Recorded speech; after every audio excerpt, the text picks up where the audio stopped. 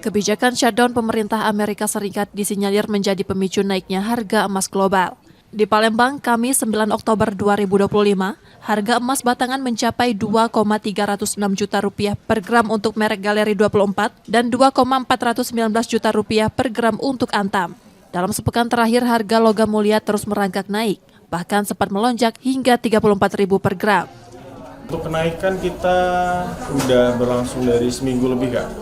Dan pastinya itu pengaruh dari shutdown AS. Kita bisa jual per hari di hampir 2 kilo, Kak. Nasabah itu paling banyak cari mulai dari denominasi 1 gram sampai 100 gram, Kak. Tapi kemarin juga ada yang beli gold bar 250 sampai 1 kilo itu ada juga. Ini rata-rata seminggu ini nasabah lebih kebeli, Kak.